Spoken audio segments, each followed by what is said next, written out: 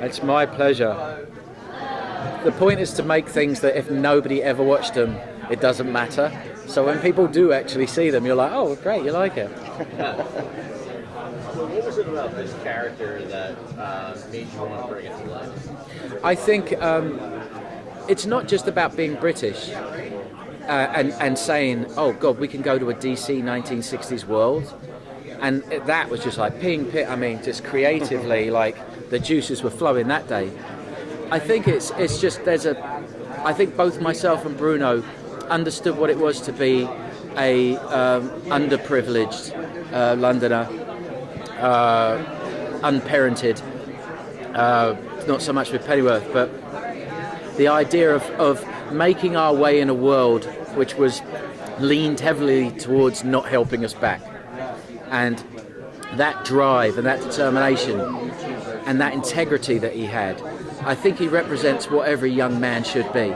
Full of drive, full of promise, but he can speak to a gardener or a gravedigger the same way he can talk to the Queen of England.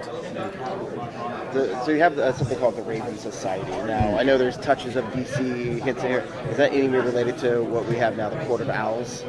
Well, that would be a prequel of it. That would be the American version of it. We were thinking more like in the 80s, England is going to be V for Vendetta. So you look at that oppressive government and you go, if we didn't grow up from the war, if the war didn't end the way you wanted it to, England would always hold on to those Victorian Gothic values and oppress anything that would reach out for a future and reach out for America and all those upstarts out there. So England is remaining this Victorian oppressive society. So that's where the Ravens came from. It is Court of Owlsy in a way. I just think whereas Court of Owls was grown out of 100 years of Gotham, this is grown out of 2,000 years of rule. I think Alan Moore is always somebody that I've reread and read again, just because what I take from him is like Watchmen. It's V for Vendetta. You don't question the world. So much energy is put into creating the world, and any story you tell within that, a la Watchmen, is believable because it's grounded.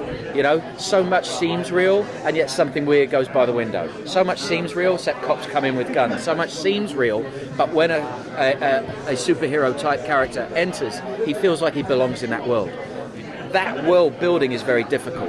It's a lot easier to just say, you know, wear that outfit and I'll meet you out front here, daylight San Diego, and we'll have some cops show up and say, what happened here with that body?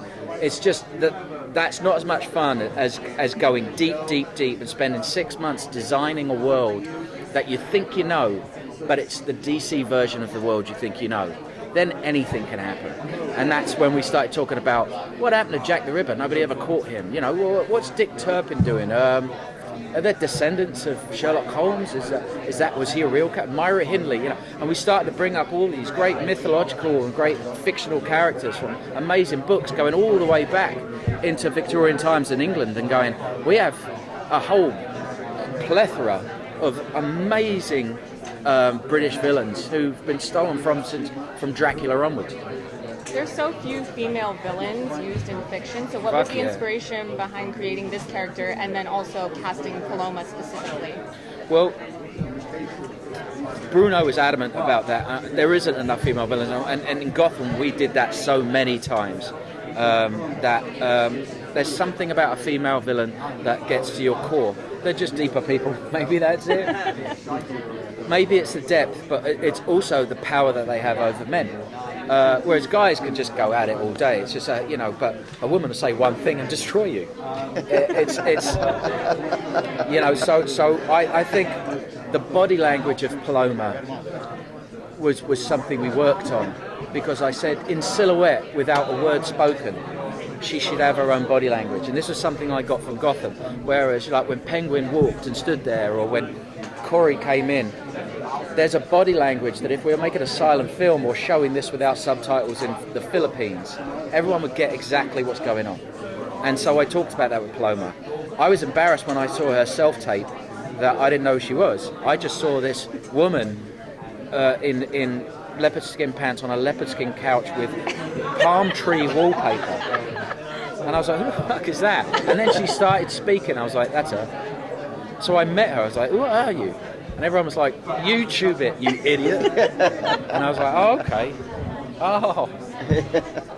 And then, but we talked about the first time you see her having that bag and doing that. And and the only movement that she would do is slightly that way. That when you're in her presence, something unnerves you and you're terrified because she has made you from 100 yards away in 3 seconds. She doesn't need to run, she doesn't need to be violent because she knows who she is, and that rage is so deep down within her that if she decides to take out 1% of that, you should be scared of that. If it all comes out, let's just empty the building. Pennyworth is so much sexier than any Batman universe I've ever seen. Did you get the... Thank you. You make me want to cry. It's very sexy. I saw the first time episodes and I was like, I want to be in there, but not in my... Do you know how fucking hard it is to do this job? Thank you. It is very done, and I fall in love with the show. Oh, great. But I was trying to figure out what spy did you sort of get the feeling for? Because it's not 007. No, it was Harry Palmer. Not completely Harry Palmer. So much of it was based upon, like I said, myself and Bruno putting our own shit into it. But when Michael Caine played Harry Palmer in what was the film, The $1 Million Brain and A Funeral in Berlin and The Ipcris File. He was a working class guy who goes into a spy world where everyone's like, just do the paperwork, and he would sit there and he'd be like, and he'd go his own way. And I took that part of him, whereas Jack will stand there and he'll listen to you, you know, but he knows where he wants to go. He's a man you can't contain. And like I said, he's so approachable and charming, not in a fake way, not in a I'm going to tell you something just to keep. He's actually finds something obvious and standing out about everybody and talk about that. And when we have those scenes in the pub or the scenes with his family, some of the best scenes in that show are when his mum says to him, you know, like he goes out because he's going to kill somebody, he's got a gun in his pocket and he hides it from her, and then she goes, wipes his face with it, licks her friend and wipes his face. He's like, Mum! And he walks out and you're like, yes. I think even though the world was hard to construct and visual effects wise have to be, you can't do big visual effects, you have to hide them.